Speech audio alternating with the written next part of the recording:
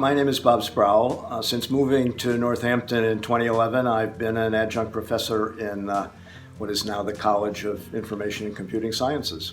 And before coming here, I was a leader in the laboratory for Sun Microsystems and Oracle, and we had UMass interns in the summer, and we supported a bit of research in the department, so I was more than a little acquainted with the UMass computer science folks before we moved here.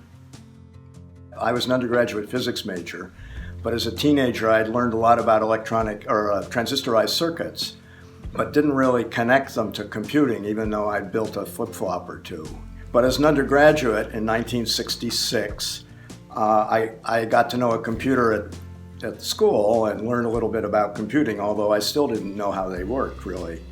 But I took a computer graphics course and got really kind of hooked based on that course. It was offered by Ivan Sutherland, who just 3 years prior had completed his PhD dissertation at MIT with a program called Sketchpad, which is now sort of game-changing, famous in the field as the first instance of really smooth, interactive, computer-aided design.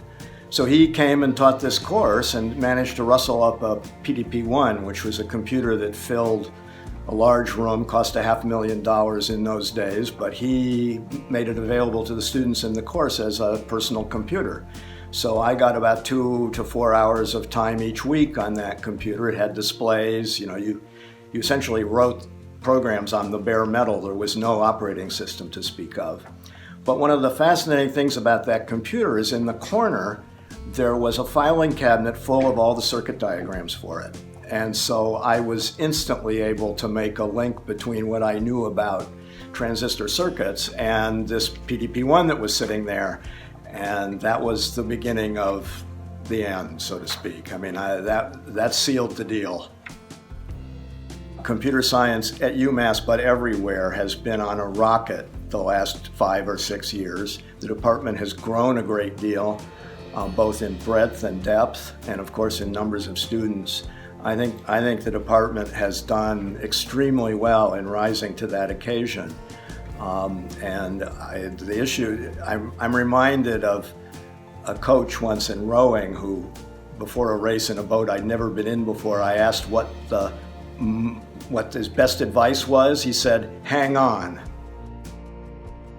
I've very much enjoyed my involvement with the department. People have asked me to step in various ways. You mentioned serving on the advisory board. I was also on 2 rounds of dean search committee, and we managed to attract a wonderful dean.